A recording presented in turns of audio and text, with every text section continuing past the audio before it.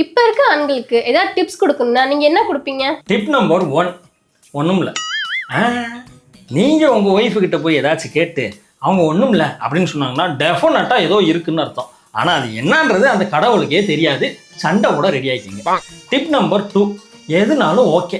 ஒரு உதாரணத்துக்கு நீங்கள் ஹோட்டலில் நின்றுட்டு இருக்கீங்க, உங்கள் மனைவிக்கு ஃபோன் போட்டு ஏமா உனக்கு என்னம்மா வாங்கிட்டு வர அப்படின்னு கேட்டிங்கன்னா எதுனாலும் பரவாயில்ல வாங்கிட்டு வாங்க அப்படின்னு சொன்னாங்கன்னா எதுனாலும் வாங்கிட்டு வாங்கன்னு அர்த்தம் கிடையாது.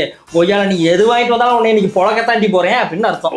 டிப் நம்பர் 3 உங்கள் இஷ்டம். ஒரு உதாரணத்துக்கு நீங்கள் உங்கள் நண்பர்களோட படத்துக்கு போனோம், போயிட்டு வந்துடுவோமா அப்படின்னு உங்கள் மனைவி கிட்ட கேட்டிங்கன்னா அவங்களும் சிரிச்ச முகத்தோட உங்கள் இஷ்டங்க அப்படின்னு சொன்னாங்கன்னா போயிட்டு வாங்க அப்படின்னு அர்த்தம் கிடையாது. நீ ஆம்பளையாக இருந்தால் போய்ப்பாரு அப்படின்னு அர்த்தம். டிப் நம்பர் 4 பரவாயில்ல விடுங்க. இப்போ நீங்கள் ஒரு பிரச்சனை பண்ணி இல்லை ஒரு தப்பு பண்ணி அது உங்கள் ஒய்ஃபுக்கு தெரிஞ்சு அவங்க உங்ககிட்ட வந்து பரவாயில்ல விடுங்க அப்படின்னு சொன்னாங்கன்னா அதுக்கு உண்மையான அர்த்தம் என்ன தெரியுமா? பரலோகத்தில் இருக்கும் பரமபிதாவை சென்றடைவதற்கு நாளையா எடுத்துடா அம்பி, ரெடியாக இருந்துக்கோ அப்படின்னு அர்த்தம்.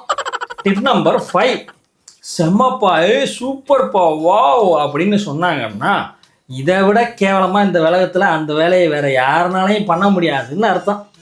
எப்படி என்னோட டிப்ஸு? வாவ் சூப்பர் செம்ம.